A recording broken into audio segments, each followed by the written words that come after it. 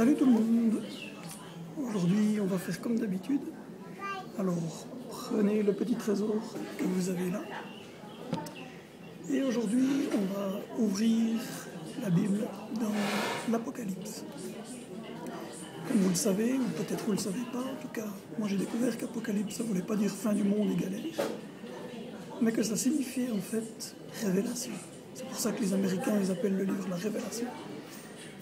Et c'est la révélation de Jésus.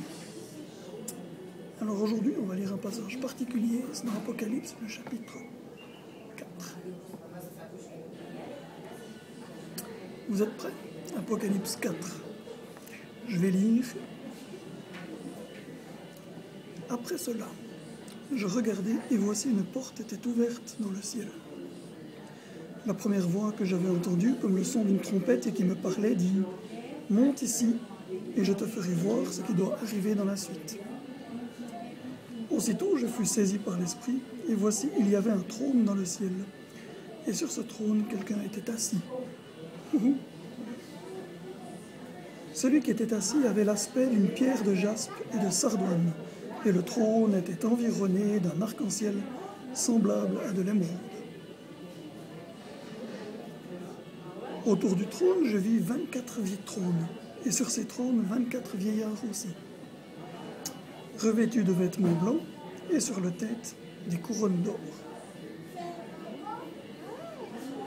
Du trône sortaient des éclairs, des voix et des coups de tonnerre. Devant le trône brûlent 7 lampes ardentes, qui sont les 7 esprits de Dieu. Il y a encore devant le trône comme une mer de verre semblable à du cristal. Ferme les yeux un petit coup puis essaie d'imaginer. Ça a l'air juste énorme. Au milieu du trône et autour du trône, il y a 4 êtres vivants, remplis d'yeux devant et derrière. Le premier est semblable à un lion. Le second être vivant est semblable à un veau. Le troisième être vivant a la face d'un homme. Et le quatrième être vivant est semblable à un aigle qui vole. Les 4 êtres vivants ont chacun 6 ailes et sont remplis d'yeux tout autour et au-dedans. Ils ne cessent de dire jour et nuit, Saint, Saint, Saint est le Seigneur Dieu, le Tout-Puissant qui était, qui est et qui vient. Quand les êtres vivants rendent gloire, honneur et action de grâce à celui qui est assis sur le trône, à celui qui vit au siècle des siècles, les 24 vieillards se prosternent devant celui qui est assis sur le trône. Ils adorent celui qui vit au siècle des siècles et ils jettent leur couronne devant le trône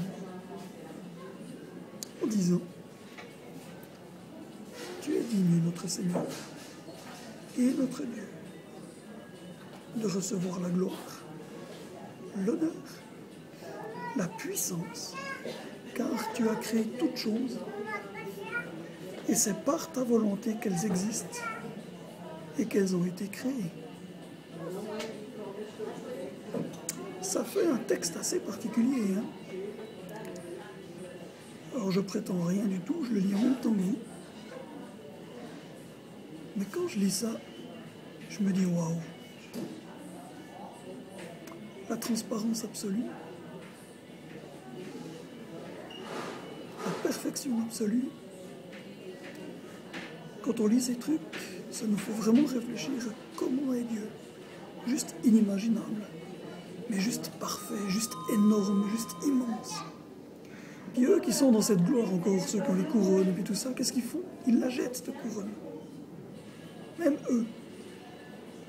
Et ils adorent Dieu, ils le louent. Mais en fait, je crois que c'est ça qu'il faut qu'on garde aujourd'hui.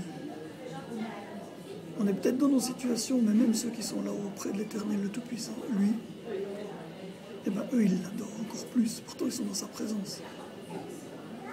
Alors si ça peut être un point pour nous, c'est d'adorer notre Dieu juste parce qu'il est parfait. Je crois que je vais vous laisser là-dessus, aujourd'hui. Ok? Alors, à la prochaine. Et bonne louange!